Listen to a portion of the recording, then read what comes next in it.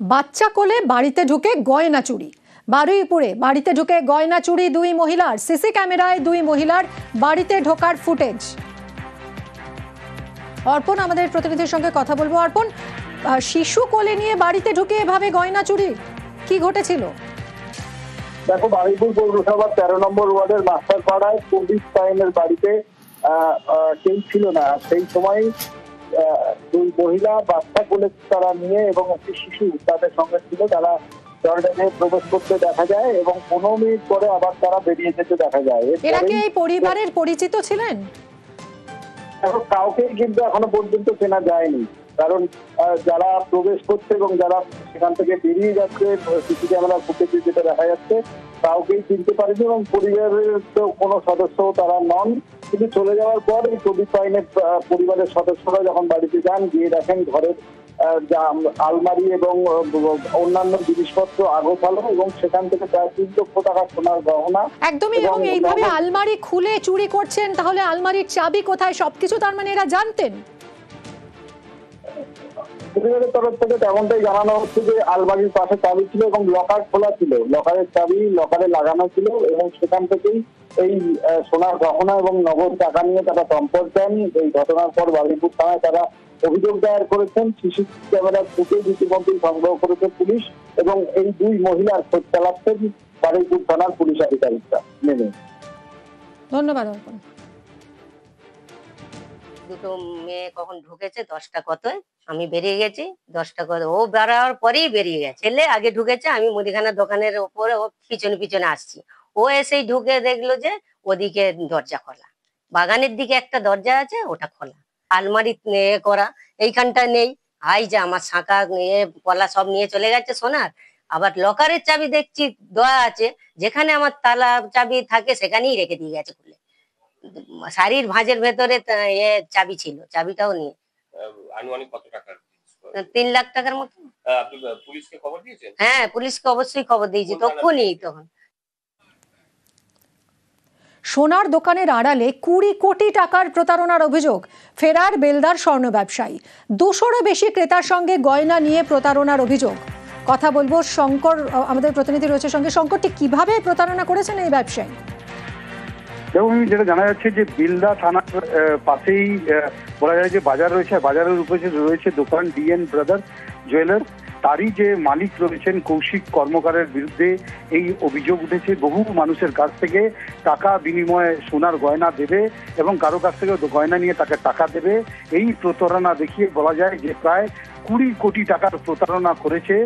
শুধু আমাদের এই পশ্চিম মেদিনীপুর জেলা নয়, এবং পূর্ব মেদিনীপুরের একাধিক লোকেদের কাছ থেকে টাকা নেওয়ার অভিযোগ উঠেছে। আর এই অভিযোগের ভিত্তিতে গতকাল পুলিশ গিয়ে তার এই দোকান সিল করে দেওয়া হয়েছে। তার কারণ হচ্ছে যে বহু প্রতারক যারা প্রতারণার শিকার হয়েছেন তারা বেলদা থানাতে লিখিতভাবে যে তাদেরকে কাউকে গয়না পাইয়ে দেওয়ার নাম করে তাদের কাছ থেকে টাকা নিয়েছে, আবার কারোর কাছ থেকে প্রচুর টাকার গয়না নিয়ে নিয়েছে, কিন্তু সামান্য টাকা দিয়েছে, পরবর্তী যে টাকা দেওয়ার কথা ছিল সেটা দেয়নি। ইতিমধ্যেই সেই ব্যবসায়ী কৌশিক কর্মকার পলাতক। ইতিমধ্যেই তার স্ত্রী এবং দিদি দোকান খুলছিল কয়েকদিন ধরে, তারাও পলাতক, তাদেরকে খোঁজ পাচ্ছে না। ইতিমধ্যেই এক মহিলা সেই ভিডিও ভাইরাল করেছে, যেখানে দেখা যাচ্ছে যে ওই মহিলা যারা জানিয়েছেন যে এই দোকানের যে মালিক তারা টাকা নিয়েছে এবং গয়না দেয়নি, এবং গয়না নিয়েছে টাকা দেয়নি বলে বহু অভিযোগ তারা করেছে। ধন্যবাদ। আরে কিছু তো বলো। ম্যাডাম ভালো আছেন? আমি তখনই আমার সন্দেহ ছিল, দিনের পর দিন। চোরের দিদি, উনি হচ্ছেন মেন হেড, উনার ভাইকে চালিত উনি করতেন। দেখুন এই যে আপনারা দেখেনি, ওনার ভাইয়ের নাম হচ্ছে পাপাই আর উনি হচ্ছেন, ওনার নামটা কি জয়া গুপ্তা। বাড়ির চারিদিকে ক্যামেরা কেন? কারণ উনারা চিটিং বাজ। ওই জন্য লকারের ভিতর থাকলেও কে বাইরে থেকে আমার শত্রুরা আসছে, আমরা যে পাশ দিয়ে খুশি আমরা বেরিয়ে যেতে পারবো। আমি প্রথম দিনই এসে বুঝেছিলাম চোরের স্ত্রী হয়েছেন। ভাই আবার চাঁদার জ্বালায় অতিষ্ঠ, তাই নিজেদের বাড়ির দরজায়, উঠোনে, বাড়ির দেওয়ালে চাঁদা চাইবেন না লিখে পোস্টার সাঁটিয়ে দিলেন মহিষাদলের বাসিন্দারা। ঘটনা জানাজানি হতেই পুজোর মুখে জোর শোরগোল মহিষাদলে। দুর্গাপুজোয় সরকারি অনুদান পাওয়ার পরও কেন বাড়িতে চাঁদা চাইতে আসবেন, এই প্রশ্নই তুলছেন এলাকার মানুষ।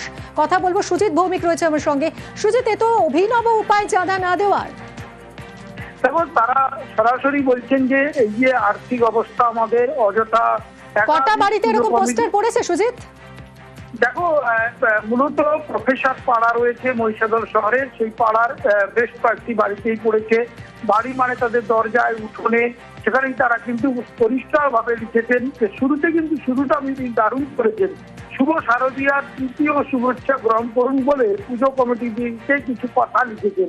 সেখানেই তারা বলছেন যে কোন মুখ্যমন্ত্রী 1,10,000 টাকা আপনাদেরকে অনুদান দিয়েছেন, তখন কেন আমাদের বাড়িতে এসে চাঁদা চাইতে আসছেন? দয়া করে আপনারা চাঁদা চাইতে আসবেন না, চাঁদা চেয়ে আমাদেরকে লজ্জা দেবেন না, বিনীতভাবে তারা অনুরোধ করছেন, এটা উল্লেখ করেছেন।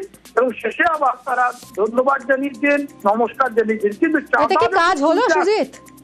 তা কাজ বলতে এরপরেও দেখা যাচ্ছে পুজো কমিটি এসেছেন, তিনি বলছেন যে আসার পর তারা তো বলছেন দিন, কিন্তু তাদেরকে যখন পাল্টা এই কথা বলছেন তখন কিন্তু তারা একটু লজ্জা পাচ্ছেন বা তাদের নিজেদের মধ্যে একটু বলা যায় যে তর্কতর্কি হচ্ছে।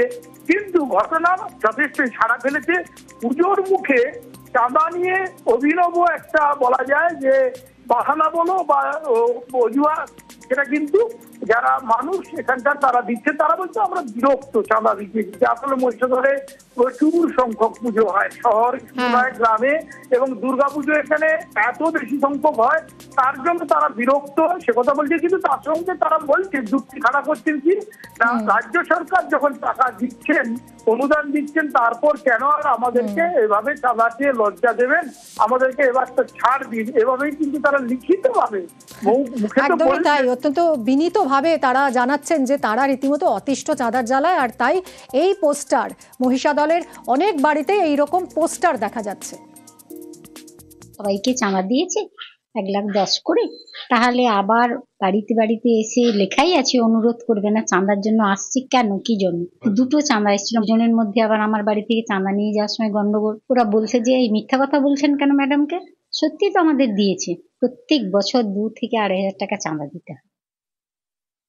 একটা দুর্গাপূজা করতে গেলে বহু টাকার দরকার হয়। আমাদের এবছরের বাজেট নিয়ার অ্যাবাউট 15 লক্ষ টাকা, এবং এই দুর্গাপূজার সঙ্গে কিন্তু বহু মানুষের রুটি রুজি জড়িয়ে থাকে। ক্লাব সংগঠনগুলোকে ওই টাকাটা দেওয়া হয়, এবং সেই টাকাটা যদি মানুষের জনস্বার্থে খরচ করা হয়, যেমন ধরুন হেলমেট বিতরণ, মশারি বিতরণ, কাপড় বিতরণ, এগুলো তো জনসংযোগের অংশ। পোস্টার যে পড়েছে, আমি এর তীব্র বিরোধিতা করছি। এই ধরনের পোস্টার পড়াটা বাঞ্ছনীয় নয়।